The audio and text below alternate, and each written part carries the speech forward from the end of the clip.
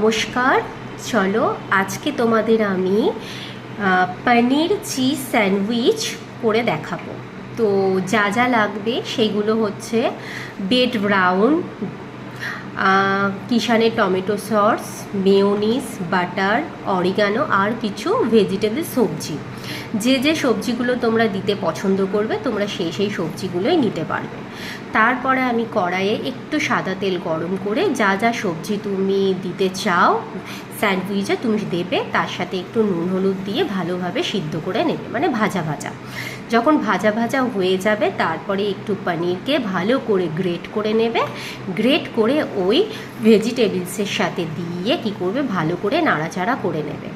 তার সাথে দিয়ে দেবে কিষানের টমেটো সস আর অরিগ্যানো, টেস্টটা যাতে আরও ভীষণ ভালো হয়। তার সাথে তুমি কাঁচা লঙ্কা কুচি, গোলমরিচ দিতে পারো। তো এরপরে মেয়োনিজটাকে কি করবে, ব্রেডের চারপাশটা প্রথমে আমি কেটে নেব। কেটে নিয়ে মেয়োনিজটাকে ভালো করে লাগিয়ে দেব।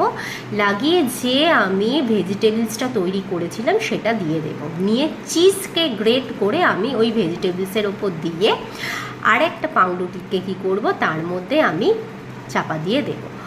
ওপর থেকে ভালো করে আমি কি করব, বাটার লাগিয়ে দেব।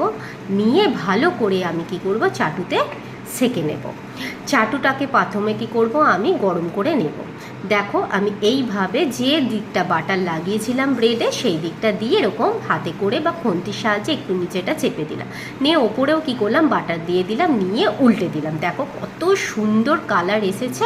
এটা কিন্তু ভীষণ মচমচে হয়, দেখেই তোমরা বুঝতে পারবে। খুব ইজি একটা রেসিপি। তোমরা অবশ্যই এটা জলখাবারের জন্য, লাঞ্চে, টিফিনের জন্য বানাতে পারো, বা বাচ্চাদের তুমি স্কুলে টিফিনেও দিতে পারো। তো কেমন লাগলো আজকের রেসিপিটা জানাবে। টাটা।